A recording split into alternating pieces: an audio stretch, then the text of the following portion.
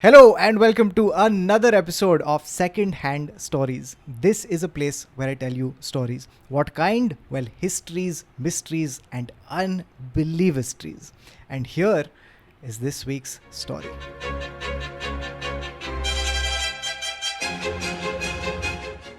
Before we begin this week's stories, I have to tell you a bunch of things. So, number one is these are going to be horror stories. So, if that's not your thing, then now would be a good time to exit this video. If it is your thing, then do proceed with all enjoyment and hopefully with your lights dim. That's when these stories hit hardest.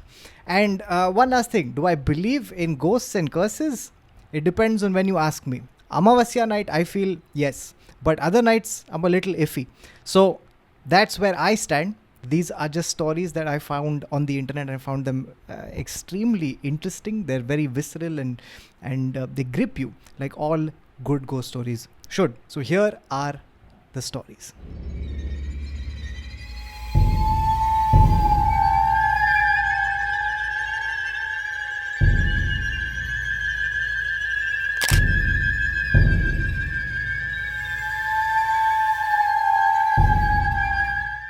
For our first story, we're going to Singapore, and here's where the story takes place. In Singapore, there's a place called Bedok. It's an area, and Bedok has a road called North Avenue 4.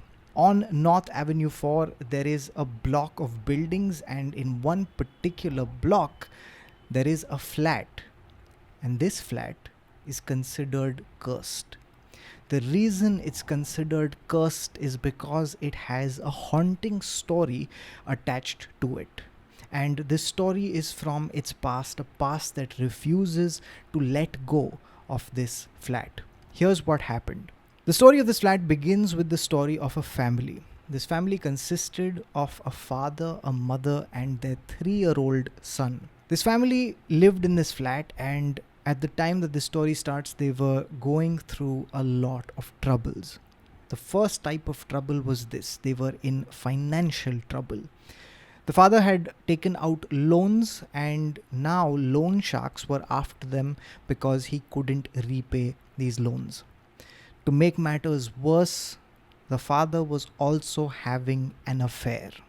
He was having an extramarital affair, and because of this affair, he wanted a divorce from the mother. The mother, however, was unwilling to give this man the divorce that he wanted, and as a result of this, they were having very intense, very bitter fights.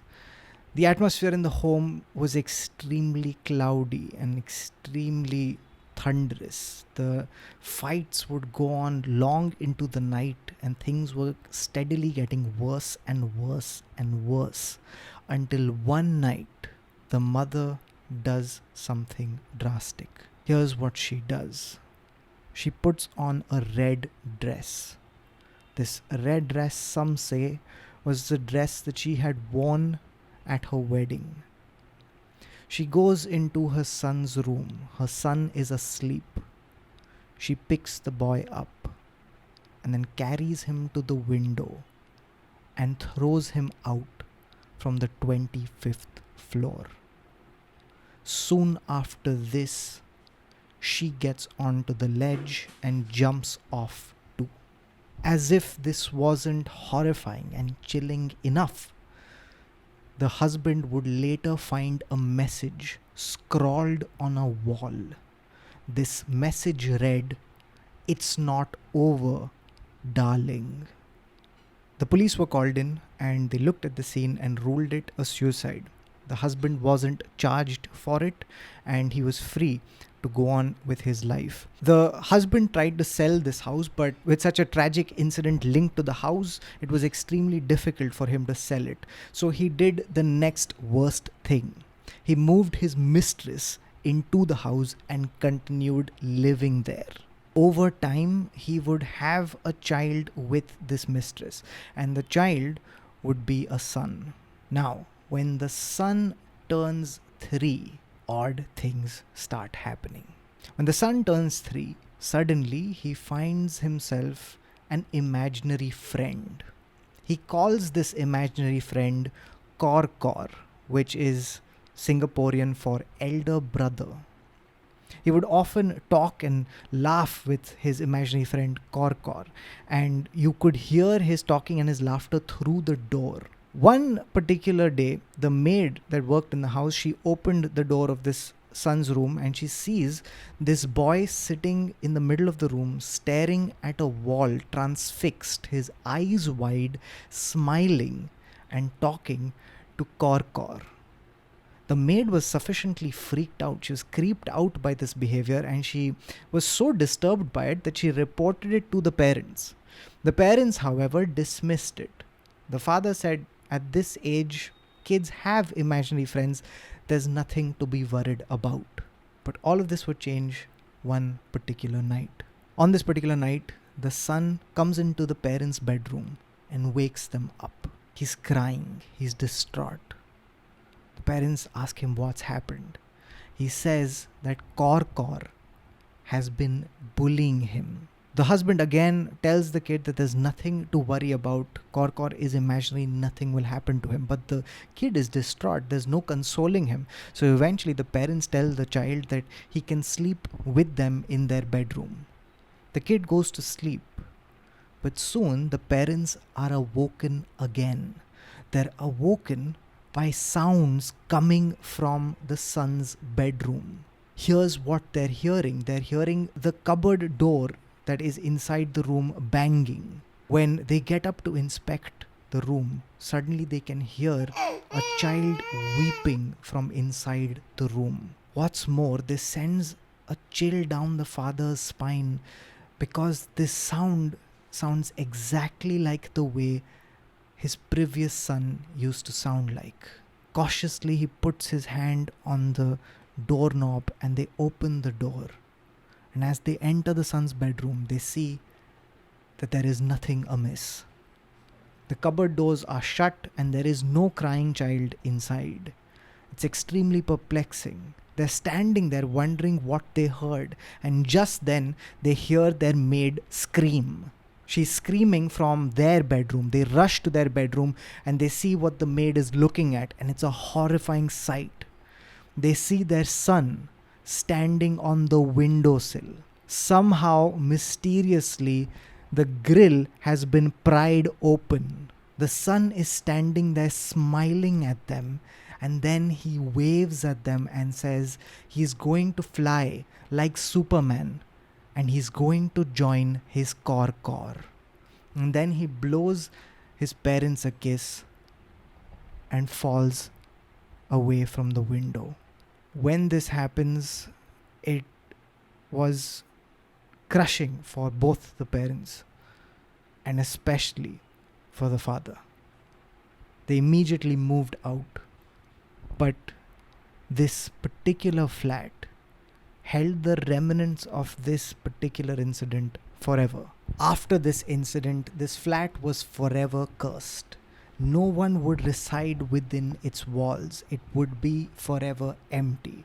And though it was empty, neighbors would often hear strange things. They would sometimes hear the innocent laughter of a young boy, and other times they would hear the mournful weeping of his mother.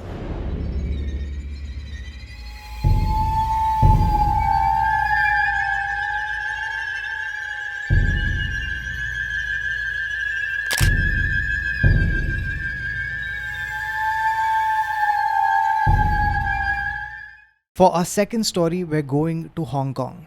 And in Hong Kong, there is this one particular street. It's 55 Ship Street in Wan Chai district. On this street, there is a house. It's a 2-story red brick house called Nam Ku Terrace. Nam Ku Terrace was built between 1915 and 1921. And this house was built by a wealthy businessman. When it was built in the European style, but it had a lot of Chinese motifs and a lot of architectural designs that combined the East and the West. It's a 2-story building with these big windows, and these windows have these iron girdings along them. It's a beautiful looking house if you imagined what it would look like when it was built. However, if you look at it today, you will see none of that beauty. You will only see a faint shadow that remains of it. In fact, what you will see today is a building that is left with a curse. Because here's what happened. The businessman lived in this building with his family for about 20 years until 1941. 1941 was when Hong Kong was occupied by Japanese soldiers. And when the soldiers came in, they took over this house, the Nam Ku Terrace, and they converted it into a brothel. Women were captured from around Hong Kong and they were imprisoned there, and they were made to work as sex slaves. Their conditions were pitiable, they were horrifying, and many women died within the walls of Nam Ku Terrace in agony through torture. It's said that the spirits of these women still reside within the walls, and often they can be seen in different forms. They can be heard in the shrieks that sometimes emanate from this house. Sometimes people have seen orbs floating through it. What makes it even more curious is that as the building remained abandoned after the war, it started becoming a magnet for squatters. And not just squatters, people often found the bodies of those who had come to this house to end their lives. This house remained a haunted house within the otherwise growing city of Hong Kong, a place that remained stuck in time. And then it bounced back into the limelight in 2003 when this one particular incident took place. Here's what happened in 2003. In 2003, there were 8 high school students, 5 boys and 3 girls. This group of students prided themselves in going to haunted places and staying the night. And on this one particular night in 2003, they chose Nam Ku Terrace as the place where they would try and spend one night. The 8 students reach Nam Ku Terrace. They enter the dilapidated, ramshackle house. As they make their way inside, they can see that the place is completely run down. The grandeur that it once held is now replaced by decay and ruin. As they're making their way through this ruined house, suddenly one of them spots a spirit that's standing at a staircase. The spirit waves at them, and suddenly the 3 girls that are part of the group seem to be attacked by it.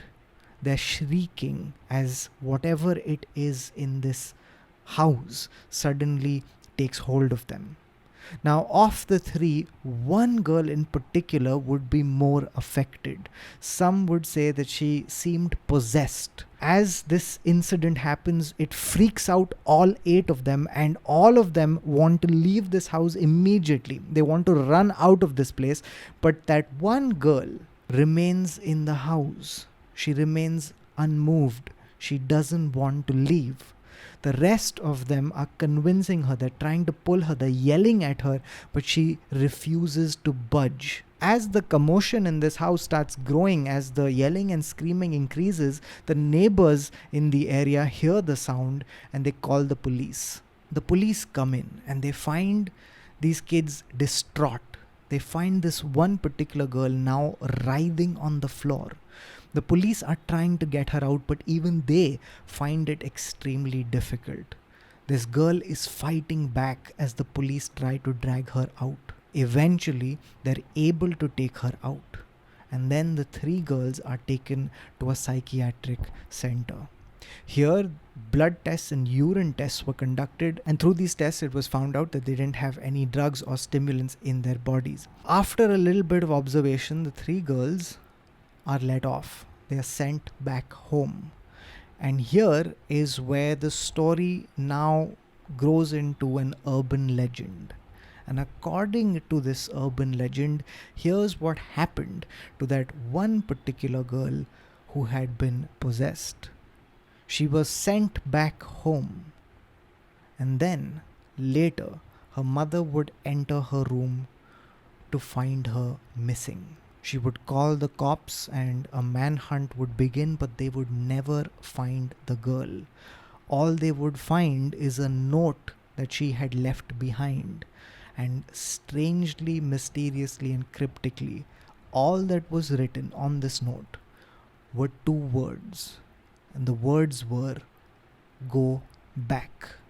Namku Terrace till this day remains abandoned and remains left behind, even as high rises and tall buildings spring up all around it. It remains trapped in time and trapped within the story that took place within its walls.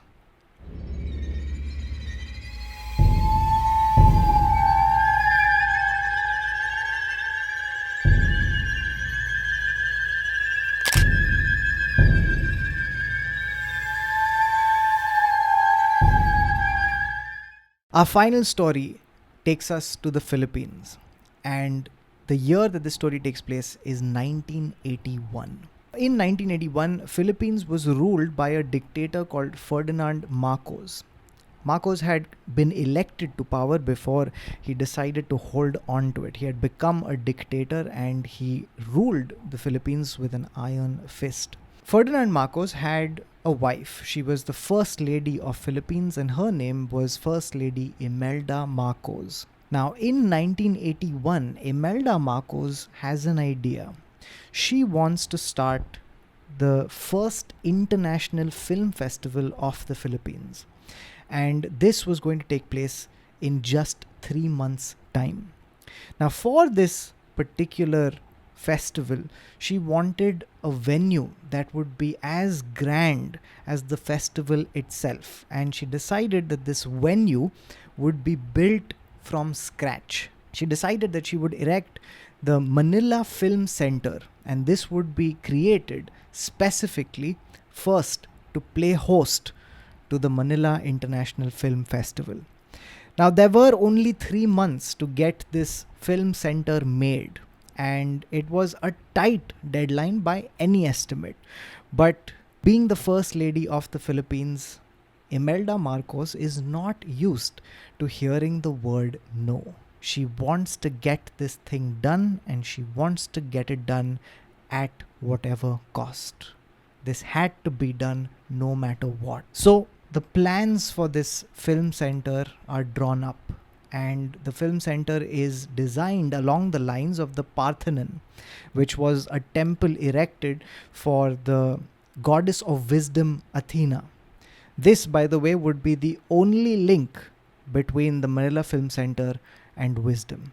Now, as the plans are drawn up, it's a very, very tight deadline, a very tight schedule, but it has to be done no matter what. So here's what happens.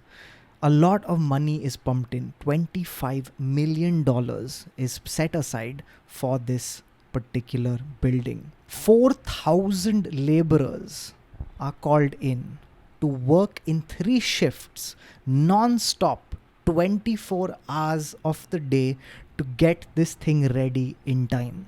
To give you an idea at what kind of breakneck speed these workers were working at, let me tell you this. There was a grand lobby in this film center, and by conservative estimates, it would take about 6 weeks to finish this grand lobby. However, putting 1,000 workers on it working non-stop, they finished this grand lobby in 72 hours. It was remarkable, it was crazy, and it was a disaster waiting to happen. And then it did. On 17th November of 1981, at 3 in the morning, a scaffolding on the 4th floor collapsed. There were a lot of workers working there, and they plummeted to their deaths. Some of them fell on steel rods that were exposed in this unfinished building. Others were buried under debris, but even others who met an even worse fate.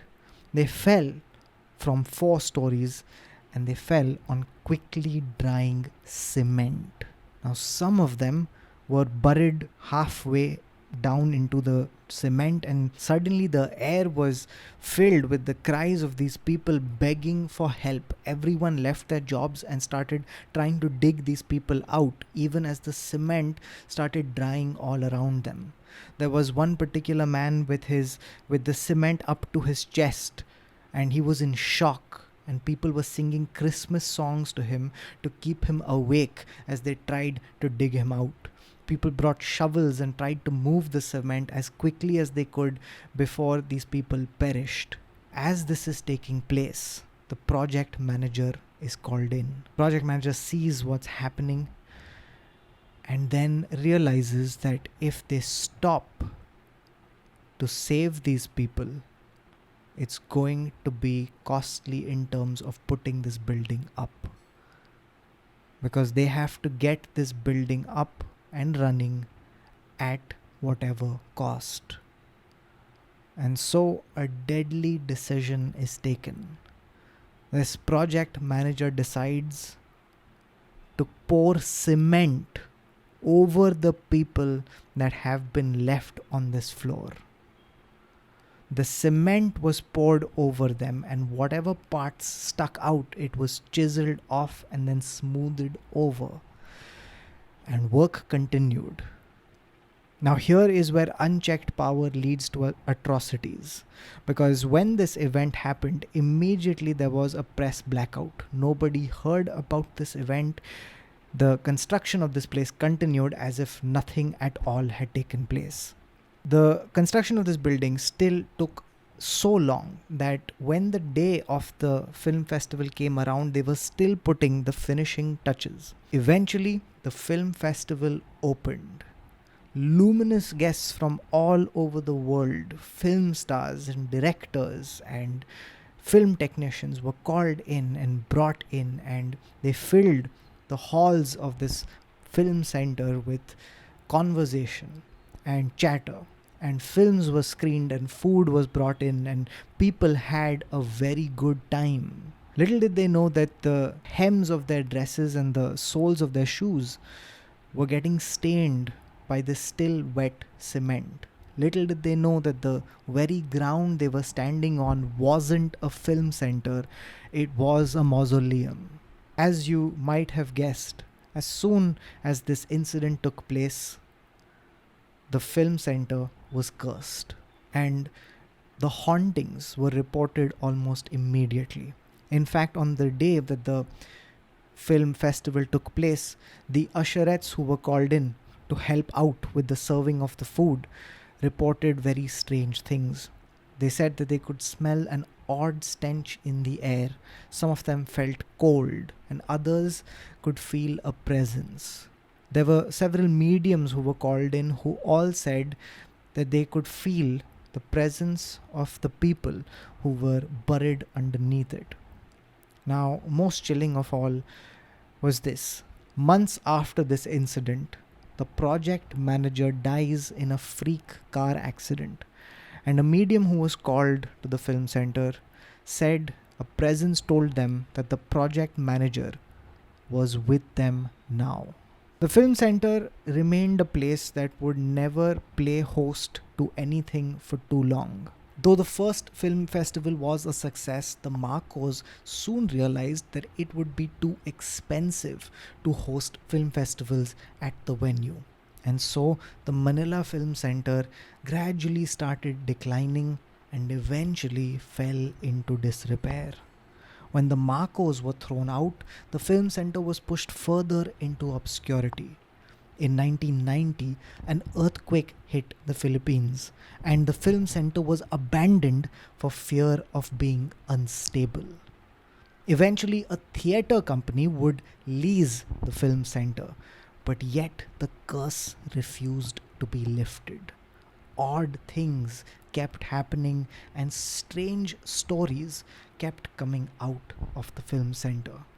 One rumor in particular was extremely disturbing. It spoke of a performer who worked at the theatre who was allegedly killed and their body dumped on the theatre's steps.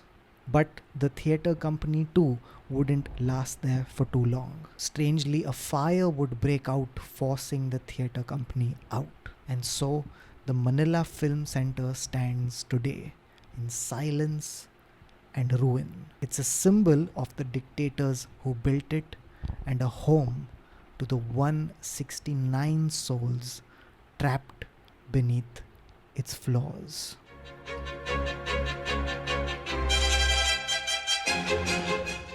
So those were the stories. I hope you enjoyed them. These were stories about cursed places from around the world. If you know of such places or you live in such places, do let me know in the comment section below. Don't forget to like this video and spread the word to whoever you think would enjoy this. As usual, every single episode of Secondhand Stories is shot in front of a live audience. And if you would like to be part of these live sessions, all you have to do is become a member of the channel. That's it from this episode. Until next time, take care and bye-bye.